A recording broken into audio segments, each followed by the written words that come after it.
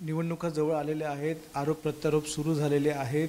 आता नगरपालिका नगरपंचायतीच्या निवडणुका आहेत. थोड्याच वेळापूर्वी अंबादास दानवे यांनी एक पत्रकार परिषद घेतली आणि यामध्ये थेट आपल्या मुलीचं नाव घेतलेलं आहे की अजूनही मतदार याद्यांमध्ये घोळ आहे आणि तो घोळ करण्यामध्ये आपल्या मुलीचं नाव त्यांनी घेतलेलं आहे. खूप मोठा घोळ त्यांच्यामार्फत केला जातो आहे, संजय शिरसाट यांच्या मुलीमार्फत.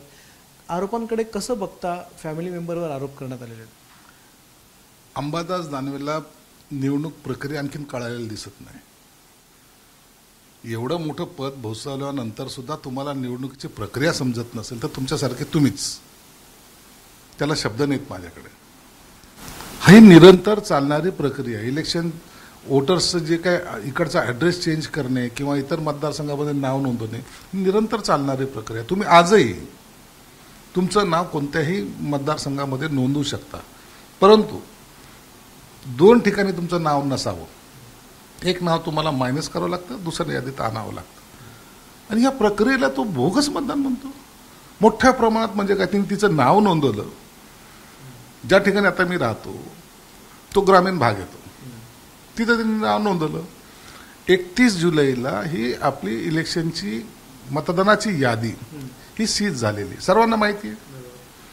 त्याच्यानंतर जे मतदार नोंदणी करतायत, भविष्यामध्ये जेव्हा ती यादी उघडेल किंवा त्याला मान्यता देण्यात येईल त्याच वेळेला ते नावं त्या यादीमध्ये येणार आहे. याच्या काही पुरवणी याद्या निघणार नाही. आणि निघाल्या तरी 2 ठिकाणी तुमचे नाव असता कामा नये. एका ठिकाणी तुम्हाला लेखी द्यावं लागणार आहे की तुमचं नाव या ठिकाणी माझं वगळण्यात यावं आणि या ठिकाणी टाकण्यात यावं. याच्यात कसलं गडबड आली? 2 ठिकाणी मतदान करायला जायचंय का? काही बोलतात आणि काय. फक्त संजय शिरसाटची मुलगी म्हणून त्याची बातमी. अरे प्रक्रिया पहिले समजून घ्या. नसल समजत तर कलेक्टर त्याचे आरो आहेत, कलेक्टरला विचारा, त्यांच्याकडून माहिती घ्या, नंतर बोलला ना. पुढचा आरोप त्यांचा असा याला जोडून की मुदत संपल्यानंतर नाव त्यांच्या मतदार यादीमध्ये ऍड करण्यात आलेलं आहे. अहो, मतदार नोंदणीची मुदत संपलेली नाहीये.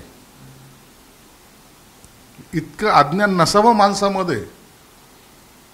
तुम्हाला नाव नोंदवायचं, तुम्ही आता इथं आहात ना, माझ्याशी इंटरव्ह्यू देतात ना, सांगा तुम्ही कलेक्टरला की मला नाव नोंदणी करायची. ते ॲप आहे, ते तो 24 तास चालतं. ते तुम्हाला आताही तुमचं नाव नोंदवता येतं, परंतु आज नोंदवलेल्या यादीला 7 दिवसामध्ये त्याचा प्रोसेसचा पिरियड असतो आणि ते यादी मी घ्यायचं का नाही घ्यायचं हे निवडणूक आयोगाचा निर्णय असतो. आजही मतदार नोंदणी करू शकता तुम्ही. थांबली काय ती प्रक्रिया? म्हणून असं काही नाही, घुसवणं वगैरे वगैरे काही नाहीये. त्यांना त्याच्यातली माहिती कमी असल्यामुळं एक आरोपाचा एक सवय लागलेली आरोप करण्याची, त्यामुळे त्यांनी केलेला हा बिनबुडाचा आरोप आहे. अजून एक तुमच्याच महायुतीमधल्या एका पक्षाबद्दल त्यांनी एक मोठा गौप्यस्फोट म्हणून केलेला आहे की पार्थ पवार यांचं प्रकरण जे झालं ते बीजेपीला आधीपासून माहिती होतं आणि त्या प्रकरणावरून चिडून अजितदादा हे महायुती सरकारमधून बाहेर पडणार होते. वर्षावरची बैठक झाली, त्यामुळे त्यांनी रागारागाने सांगितलं की आम्ही बाहेर पडणार, आम्ही हवं तर बाहेरून पाठिंबा देतो, मात्र सरकारमध्ये आम्ही थांबत नाही. अशी अत्यंत महत्त्वाची माहिती माझ्याकडे आहे.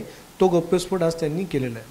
त्यांच्याकडे जर माहिती असेल ते कदाचित त्या मातोश्री त्या वर्षाच्या आजूबाजूला असतील तर मला माहीत नाही, पण असे कोणतीही चर्चा झालेली नाही. देवेंद्र फडणवीस साहेबांनी त्यांचं स्टेटमेंट दिलं आहे, मुख्यमंत्री या नात्याने. अजितदादांनी त्यांचं स्टेटमेंट दिलेलं आहे आणि त्याची चौकशी चालू आहे. प्रकरण कुठेही बंद नाही आणि म्हणून त्याचा निर्णय काय होईल तो लागेल तेव्हा लागेल. परंतु महायुतीमध्ये कोणतीही गडबड नाही, कोणाची नाराजगी नाही, कोणी बाहेर पडणार नाही. शिवसेनेची कशी तयारी सुरू झालेली आहे? सगळ्याच महापालिका तर नंतर आहेत, आली नगरपालिका नगर परिषद, अगदी तोंडावर आल्यात निवडणुका. कुठे भाजप बरोबर युती होणार नाही होणार? संभाजीनगरचं काय चित्र आहे?